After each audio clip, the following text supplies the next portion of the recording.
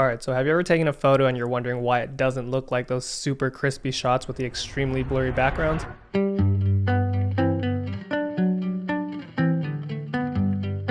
Today, I have the answer for you. And what you might be missing is a portrait lens such as this one, an 85 1.8. This is by Zeiss for Sony, but it works similarly like other 85s. So I actually got my hands on this lens because my friend let me borrow it.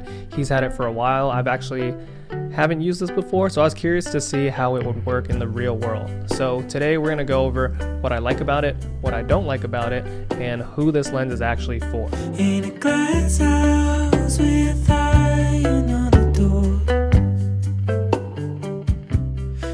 First things first, what do I like about this lens? Well, I love how much range you get with it. 85, you can get like a good amount of distance from your subject, and I love how tiny it is, because for me, the only telephoto lens I really have is my 70-200, and for me, I don't really like carrying that giant setup everywhere I go. I can't even have a camera attached with the 70-200, so I don't really like bringing it around unless it's like a paid shoot or it's like a staged set. Like, I'm not going to be run and gunning that just casually around if I go hang out with friends or go eat or something like that. That's just not really practical. So this, when I want to get those nice tight shots with the creamy blurry background, this is perfect for that. Because it's light and easy to carry around, it's easy for me to put it into any bag without taking up too much space. Another great thing, it's 1.8, which means you're going to get a lot more of a background separation from your subject, and it's going to be better in low light because the aperture is so wide. I recently did bring it out to a museum. They say you can't vlog or shoot at a museum with the 85, and because it's such like a zoomed in lens, it's probably not the best thing for an indoor shoot unless you know you have a lot of space. So I'll show some clips here.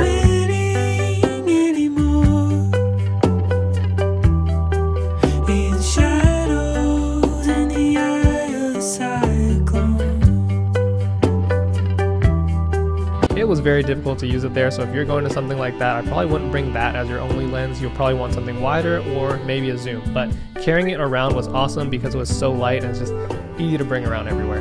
Another place that I brought it to recently, we took it to a hiking trail. For that one, I felt like it was perfect because I had so much space. If I really wanted tight shots, I could get near my subject, and then if I went far away enough, I could even use it as almost like a wide shot. Even though it's an 85, as long as I stand super far away and I have that space, then you can use it in that situation. I actually like bringing it hiking because it's so light and it's easy to carry around, so it's not a big weight while moving around for a long period of time, and also because there's so much space, I could get all the variety of shots I needed.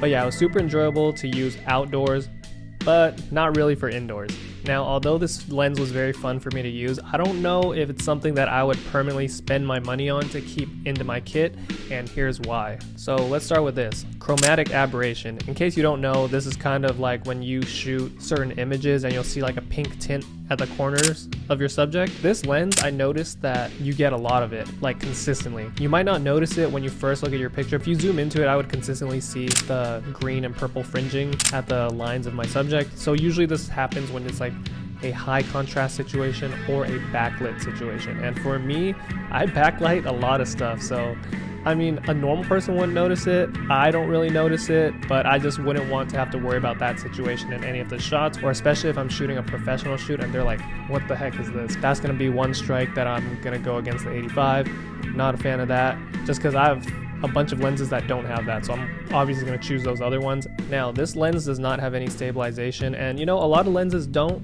but I have a 70-200 and that one has stabilization.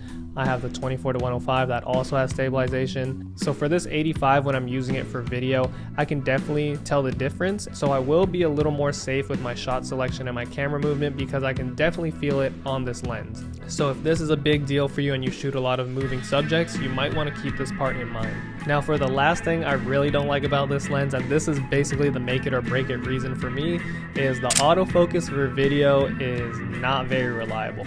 Like, if you have time where you can redo shots over and over again, then yeah, this won't really bother you. But if you're shooting a live event, this is probably going to mess up a lot of your shots. I can't have this lens miss focus over and over again, because if there are moments that only happen once, you don't want to be that guy to be like, oh, I missed the autofocus, or I missed the manual focus, or whatever, moving subject, whatever your situation is. You don't want to be that guy. So this is not a reliable lens for a live event video shooter. For photo, that's a little bit of a different story because you could spray and pray and might have more chances to hit, but for video, we're not doing that. I know I spoke a lot about the cons of what I don't like about this lens, so you're probably wondering, who would this lens actually be for? Well, I could see this lens being for someone who shoots portraits or a lot of stills, like non-action style photography. So if you're someone that shoots static shots, such as things that basically don't move, this lens can be really good for you because the separation you get with the 85 and the 1.8 is actually really good. It's just the reliability of it in a real life scenario is gonna kind of screw me over, but when I take it out casually with friends where I don't depend on every single shot and we could redo things, yeah, this thing is actually really good because I don't really have to worry about lugging a giant 70 to 200 around just to get that type of compression on my shots. So yeah, people who want that creamy background blur, this is for you. So whatever content that you shoot, I don't think this is a good one and only lens unless you're really only doing portraits and you're really only doing products or something where it's those static shots that I was talking about, because you don't get a lot of versatility with this, right? Indoor, outdoor, you have to have a lot of space to make this kind of work out. So usually I would probably recommend maybe you get like one zoom lens and then pair it with this, so you have this option, maybe like a 24 to 70, or if you do wide stuff, maybe like a 16 to 35 plus the 85. Then I think you'll have a pretty versatile kit.